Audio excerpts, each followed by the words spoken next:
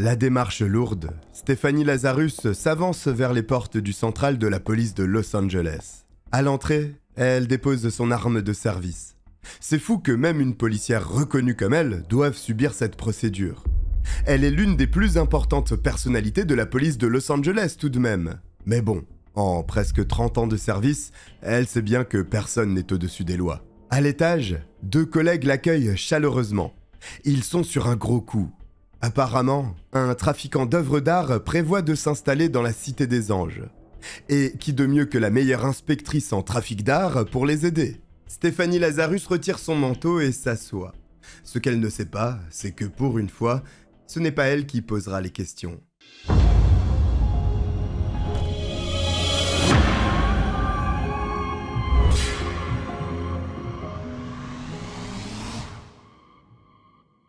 Le 24 février 1986, John Rueton se réveille difficilement. Nous sommes en plein hiver et dans la banlieue de Van Nuys, en Californie, le thermomètre affiche 12 degrés.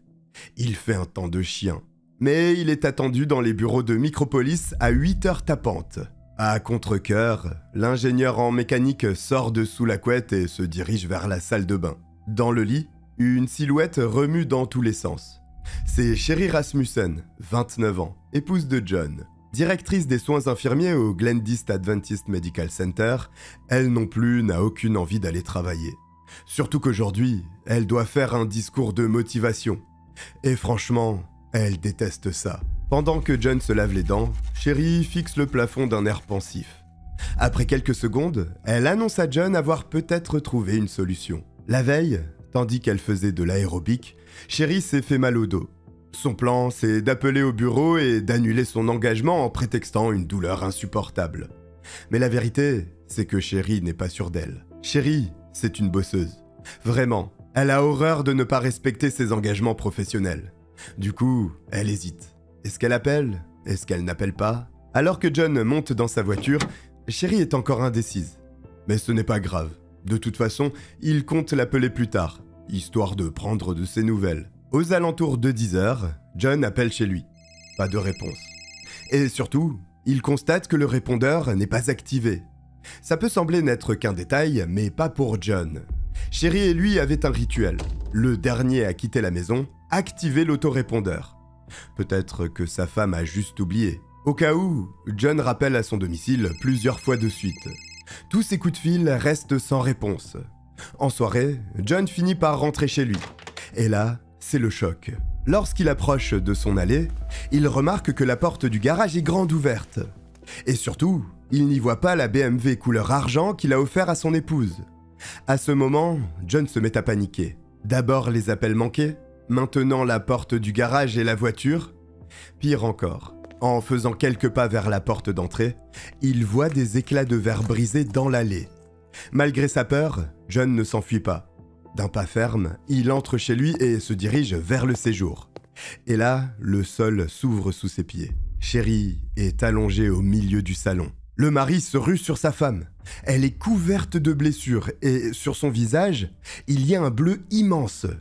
Sur l'un de ses bras, l'une des marques de morsures rougeâtres attire le regard. John cherche un pouls. En vain. Sherry n'est plus de ce monde. Désespéré, le mari compose le 911. Au téléphone, il supplie les secours de faire quelque chose pour sa femme. Même s'il sait qu'il est trop tard, son cœur refuse d'accepter cette triste réalité. Malheureusement, une fois sur place, les forces de l'ordre ne peuvent rien faire pour Sherry.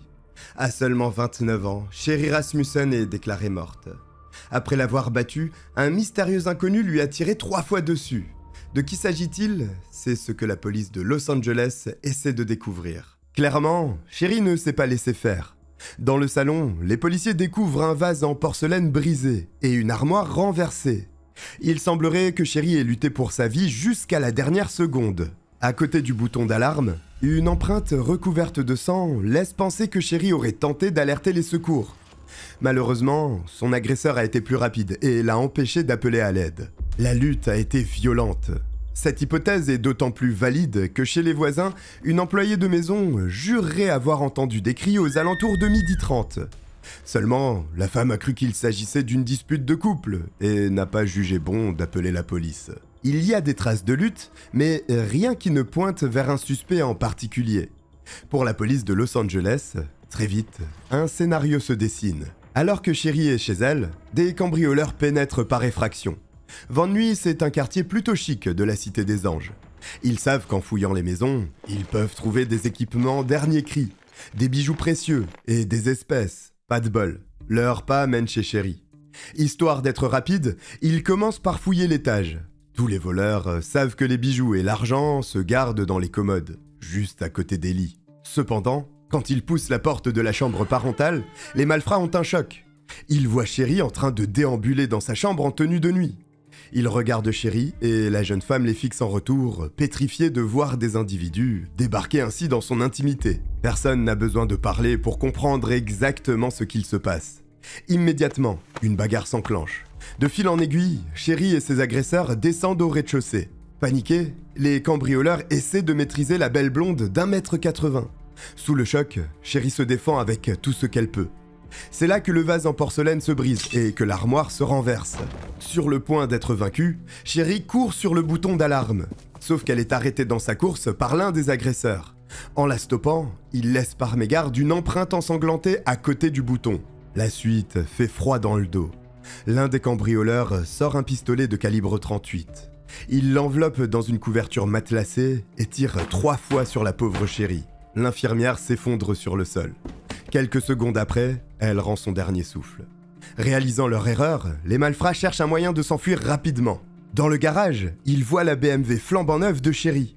Ils prennent les clés, démarrent le véhicule et s'en vont le plus loin possible de ce qui est un lieu de crime à présent. Pour la police, cette théorie est parfaitement plausible. D'autant plus que, plusieurs jours avant, une maison avait été cambriolée par 2 hommes masqués. L'un des agresseurs possédait un Federal Plus P de calibre 38. La méthode est semblable, et il n'est pas rare que des voleurs reviennent taper plusieurs maisons au même endroit avant de changer de secteur. Une semaine plus tard, la BMW de Sherry refait surface. À l'intérieur, les policiers ne trouvent aucun indice. Pas de cheveux, pas de salive, pas de restes de nourriture ou de boisson. Absolument rien. C'est une véritable impasse. Très vite, l'inspecteur chargé de l'enquête rend son verdict. C'est un cambriolage qui a mal tourné. C'est malheureux, mais ça arrive. Quand il annonce ses conclusions, la police de Los Angeles ne trouve rien à redire. A l'inverse, un homme hurle à l'injustice. Il s'agit de Nils Rasmussen, le père de la victime. Pour lui, Sherry n'est pas morte à cause d'un malheureux coup du sort. Elle a été tuée de sang-froid par une psychopathe qui l'a harcelée depuis des mois. Et si la police ne fait rien, c'est uniquement parce que celle décrite comme une psychopathe fait partie de leur rang. Le 24 février 1986, John Ruetten découvre le corps sans vie de son épouse, Sherry Rasmussen. Elle a été tuée de 3 balles de calibre 38 au beau milieu de leur salon. En quelques jours, la police conclut à un cambriolage qui a mal tourné et boucle l'affaire. Mais pour Nils Rasmussen, le père de Sherry, il est hors de question d'en rester là. Quand son beau-fils l'appelle pour lui annoncer que son unique enfant est mort, le monde de Nils s'écroule. Et immédiatement, il sait qu'il ne s'agit pas d'un cambriolage, mais d'un règlement de compte. Ce n'est pas juste son instinct de père qui parle. Il s'appuie aussi sur des preuves tangibles. Pour lui, la conclusion de la police ne tient pas debout et l'enquête a été bâclée. Les forces de l'ordre disent que des hommes seraient entrés chez Sherry pour lui voler des biens de valeur. Dans ce cas, pourquoi ont-ils ignoré la boîte à bijoux de Sherry posée de manière très visible sur sa commode ? Pourquoi est-ce qu'ils n'ont pas touché aux appareils électroniques et n'ont pas emporté d'argent ? L'unique chose qui a été déclarée volée par John Ruetten, c'est son certificat de mariage. Quel bandit entre chez un parfait inconnu pour lui voler son certificat de mariage ? L'autre élément qui trouble Nils, c'est que la police semble ignorer la sécurité du quartier de Sherry. Sherry et John vivent dans une copropriété haut de gamme sur le boulevard Balboa, à Van Nuys. La résidence est dans une zone encerclée par des barrières. Et depuis leur domicile, les voisins de Sherry voient facilement ce qui se passe chez elle. Sans parler du fait que toutes les maisons sont connectées à une alarme. C'est prendre beaucoup de risques pour quelques dollars. Et même ne rien dérober puisque la boîte à bijoux était à portée de main.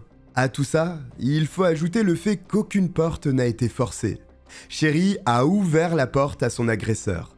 Et vu qu'elle n'était pas habillée pour sortir, cela laisse penser qu'elle le connaissait un tant soit peu. Déjà à ce stade, ce sont 3 éléments qui contredisent la théorie du braquage qui aurait dérapé. Mais la liste continue. Selon les policiers, la lutte entre Sherry et ses agresseurs aurait commencé à l'étage avant de se terminer au rez-de-chaussée. Pour Niels, il suffit de regarder les photos du lieu du crime pour voir que cette théorie ne tient pas la route. Juste en haut de l'escalier, se trouve un magnétoscope sur lequel sont posés des appareils stéréo. Si Sherry avait échangé des coups de poing à côté de ses équipements, tout aurait roulé dans les escaliers. Soit le conflit n'a pas commencé à l'étage, soit les cambrioleurs ont ensuite remis cette pile en ordre, ce qui n'a pas de sens.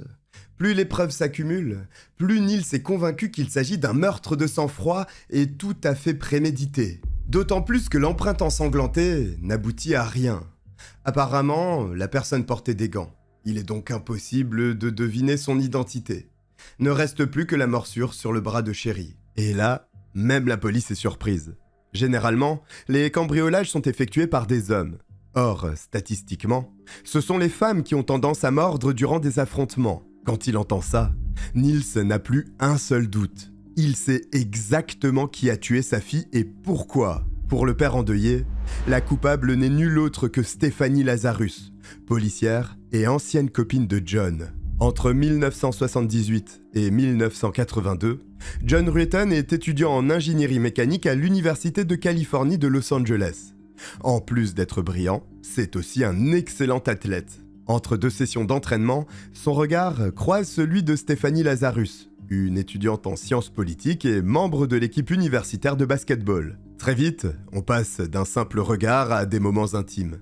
Entre 1981 et 1984, les deux entretiennent une relation assez ambiguë.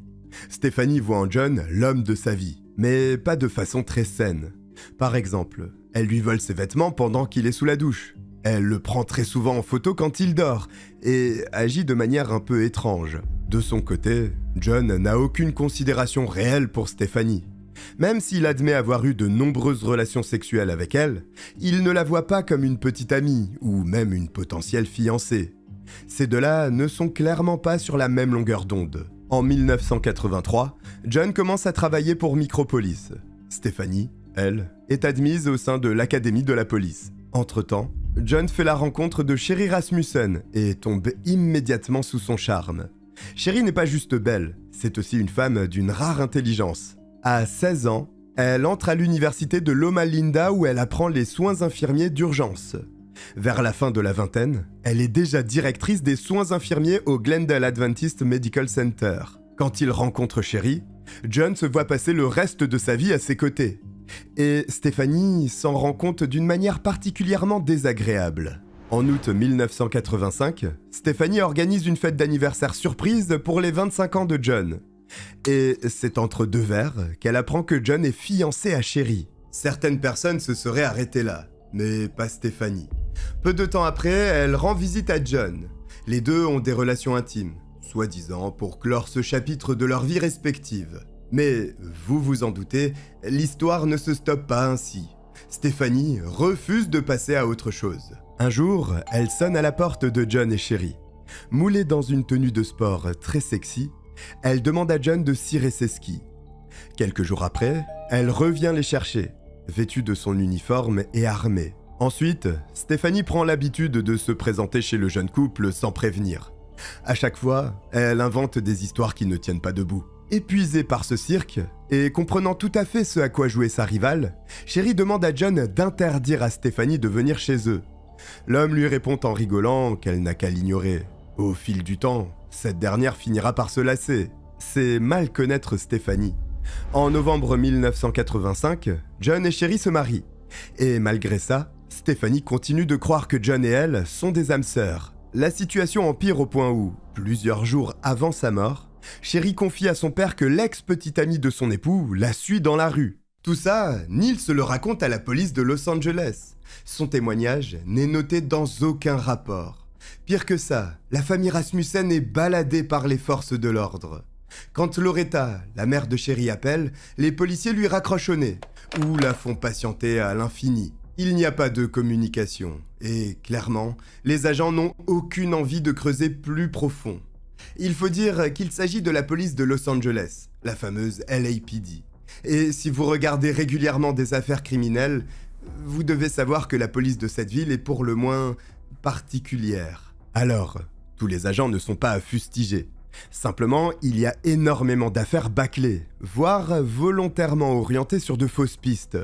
Et cela dure depuis plusieurs décennies, comme une triste tradition. Sans surprise, 1 an après la mort de Sherry, la situation est au point mort. Pour faire bouger les choses, Niels et Loretta proposent une prime à toute personne ayant des informations. Désespéré, Niels écrit à Daryl Gates, le chef de la police de Los Angeles, en insistant sur la possible implication de Stephanie Lazarus. La réponse qu'il reçoit ? Vous regardez trop de films policiers. Déterminé à trouver le coupable, Niels participe à l'émission Murder One. Mais malgré tous ses efforts, rien. La police de Los Angeles n'est pas décidée à lever le petit doigt. Petit à petit, l'affaire tombe dans l'oubli. Le détective en charge de l'enquête prend sa retraite et le cas de Sherry Rasmussen finit au fin fond des archives. En 1993, soit 7 ans après l'assassinat de sa fille, Niels se fait claquer la porte au nez par la police. Encore une fois. Au début des années 90, l'étude de l'ADN révolutionne le milieu policier. Le hic, c'est qu'à ce moment, les tests ADN coûtent un bras. Niels propose de payer pour faire tester l'ADN qui a été retrouvé dans la morsure présente sur le bras de sa fille. La police lui répond sèchement qu'il leur faut d'abord un suspect. La famille est impuissante face aux autorités qui n'ont clairement pas l'intention de se mouiller pour résoudre ce meurtre. Ce qui est un comble pour un département criminel. Mais enfin, au début des années 2000, les choses finissent par bouger. En 1986, Sherry Rasmussen est abattue de 3 balles chez elle. Pour son père, Niels, le coupable n'est autre que Stephanie Lazarus, une policière éperdument amoureuse du mari de Sherry. Mais malgré tous ses efforts, rien n'est fait pour explorer cette piste. Du moins, rien n'est fait jusqu'au début des années 2000. En 2004, Jennifer Francis, une technicienne de la police, est chargée de réexaminer les preuves de l'affaire Rasmussen. Très vite, Jennifer se rend compte que quelque chose cloche. Déjà, dans la boîte, plusieurs des éléments à charge ont disparu, volatilisés. Heureusement, il semble que celui ou celle qui ait fait le coup ait oublié l'échantillon de salive prélevé sur le cadavre de cette affaire. Rappelez-vous, Sherry avait été mordue par son agresseur. Ce faisant, le coupable avait laissé sa salive derrière lui. Jennifer Francis ne perd pas une seconde. Elle extrait l'ADN et le passe dans la base de données nationale de la police. Rien. Celui qui a fait ça n'a jamais été arrêté. J'ai dit celui ? Non, plutôt celle qui a fait ça. Car oui, en analysant l'ADN, Jennifer Francis se rend compte qu'il appartient à une femme. En fouillant un peu, elle réalise qu'apparemment une femme avait harcelé la victime avant son décès. La jeune technicienne en parle immédiatement à son supérieur. À sa grande surprise, il lui répond « La policière de Los Angeles ?» et enchaîne en lui disant que sa collègue n'a rien à voir avec cette histoire. Fin de l'affaire. Après cet échange, le dossier de Sherry Rasmussen est de nouveau oublié dans un coin poussiéreux, quasiment considéré comme une affaire classée. On ne mêle pas les policiers à des crimes qu'ils auraient pu commettre. Cela ne se fait pas. C'est comme ça. Mais en 2009, le dossier vieux de plusieurs décennies revient sur le devant de la scène. En 2 décennies, Los Angeles est devenue une ville plus sûre. Par conséquent, la police a envie d'améliorer ses statistiques et surtout son image plus qu'écornée en résolvant des enquêtes oubliées. Il était arrivé à un stade où les habitants de la seconde plus grande ville des États-Unis craignaient autant la police devant les protéger que les gangs qui pullulent dans les rues. En 2009, c'est donc là que 2 inspecteurs chargés de résoudre les affaires non résolues de la ville entrent en jeu. Eux aussi se rendent bien compte que la théorie du cambriolage ne tient pas debout. Il y a la pile d'équipements stéréo en haut des escaliers, la porte qui a été ouverte par la victime, le fait que rien n'ait été volé sauf le certificat de mariage. Bref, il est clair pour eux que le 24 février 1986, quelqu'un est entré chez Sherry avec comme seul objectif de la tuer. Et quand ils se rendent compte que l'assassin est une femme, ils reprennent l'enquête à zéro. Au début, les policiers ont 5 femmes dans leur viseur. Mais petit à petit, il ne reste plus que 2 candidates. La première est une collègue de Sherry Rasmussen. Mais un test ADN confirme rapidement son innocence. La deuxième et dernière suspecte n'est nulle autre que Stéphanie Lazarus. Et là, les inspecteurs savent qu'ils doivent faire très attention. En 23 ans, Stéphanie Lazarus est passée de simple officier à légende de la police de Los Angeles. Après la mort de Sherry, Stéphanie Lazarus continue de travailler pour la police de la Cité des Anges. En parallèle, elle ouvre son propre cabinet d'investigation, Unique Investigations. En 1993, ses résultats exceptionnels au sein des départements antidrogue et des affaires internes lui donnent le rang d'inspecteur. 3 ans plus tard, elle se marie avec un policier travaillant au département des crimes financiers. Ensemble, ils adoptent une petite fille et s'installent à Simi Valley. Très vite, Stéphanie devient instructeur à l'académie de police. Puis, elle se spécialise dans les crimes liés à l'art. D'ailleurs, c'est l'un des seuls détectives des États-Unis à travailler à temps plein dans ce département. Et elle devient même célèbre lorsqu'elle retrouve une statue volée au Carter Circle. Malgré cet emploi du temps très chargé, Stéphanie est aussi active au sein de l'Association des femmes policières de Los Angeles et organise même des gardes d'enfants. Bref, c'est un gros poisson. Une tête d'affiche de la police de Los Angeles. Elle a des ramifications dans la police et sait comment couvrir ses traces. D'autant plus qu'au sein du LAPD, on a fortement tendance à protéger les copains. Les inspecteurs comprennent qu'ils doivent faire attention. Si Stéphanie sent qu'il se rapproche d'elle, elle peut activer son réseau et échapper à la justice. Voire pire, réduire en cendres leur carrière. C'est pourquoi ils ne l'appellent jamais par son nom. Quand ils veulent l'évoquer, ils la désignent par numéro 5. Les murs ont des oreilles dans les locaux de la police de Los Angeles. Pour ne pas éveiller les soupçons, les 2 policiers travaillent sur son cas après les heures de bureau. Et dans la même lancée, ils inventent excuse après excuse pour justifier leur intérêt pour cette affaire de plus de 20 ans. C'est difficile. Ils sont pourtant crédibles. Et finalement, les efforts payent. À force d'étudier le passé de Stéphanie Lazarus, ils se rendent compte qu'elle a probablement tué Sherry Rasmussen. Aux États-Unis, les policiers ont généralement des armes qu'ils n'utilisent pas durant leur service. Ils les appellent les backup guns. Et dans les années 80, les inspecteurs avaient tendance à acheter des 38 mm comme arme de secours. Justement, Stéphanie Lazarus possédait un Smith & Wesson modèle 49 de calibre 38. 13 jours après le meurtre de Sherry, elle le déclare perdu à la police de Santa Monica. Pour les inspecteurs, Stéphanie sait exactement où se trouve ce calibre 38. Elle l'a sans doute balancé au fin fond de l'océan Atlantique, ce qui n'arrange pas leurs affaires. En consultant les archives, les 2 policiers réalisent aussi que Stéphanie n'était pas à son poste le jour où Sherry est décédée. Et en tant qu'agent de police, elle sait comment simuler un lieu où un cambriolage s'est produit. Plus ils avancent dans leur enquête, plus les agents sont convaincus que Stéphanie Lazarus est la coupable. Mais voilà, tout ça, ce ne sont que des hypothèses. Pour coffrer Stéphanie, ils ont besoin d'une preuve directe et irréfutable. En fait, il leur faut son ADN. Et ça tombe bien. Un jour, alors qu'elle est en repos, Stéphanie boit dans un gobelet. Sa soif étanchée, elle le jette dans une poubelle et continue de vaquer à ses occupations. Les inspecteurs récupèrent ce gobelet. Ils collectent la salive dessus et la comparent à celle retrouvée dans la blessure faite par cette morsure sur Sherry. Les 2 correspondent parfaitement. Stéphanie Lazarus est bel et bien la meurtrière de Sherry Rasmussen. En tout cas, maintenant, elle est reliée directement à ce crime. L'étape suivante, c'est l'arrestation, mais il faut y procéder sans faire de vagues, ni lui laisser le temps de réagir. Pour des raisons évidentes, seuls quelques policiers sont au courant de cette opération. En juin 2009, une douzaine d'officiers ont dû se lever aux aurores. Leurs superviseurs ne leur ont pas dit grand-chose, juste qu'ils doivent exécuter un mandat d'arrêt. Sur qui ? Aucune idée. Pour quelle raison ? Mystère. Il est hors de question que la suspecte soit informée au dernier moment. On en est là dans la police de Los Angeles. On craint tout le monde, personne ne tient sa langue et chacun joue pour ses propres intérêts. Toujours est-il que les troupes sont réparties à côté de la maison de Lazarus, à Simi Valley, et près de la station de métro que Stéphanie prend pour aller travailler. La première équipe attend l'obtention d'un mandat afin de perquisitionner la maison de la suspecte. La seconde s'assure que la policière ne tente pas de s'échapper. En parallèle, des policiers n'ayant aucun lien avec Stéphanie Lazarus la convoquent dans les quartiers de la police. Pour entrer dans le bâtiment, Stéphanie doit rendre son arme, ce qui permet aux inspecteurs d'éviter tout éclat de violence. Et le plan fonctionne parfaitement.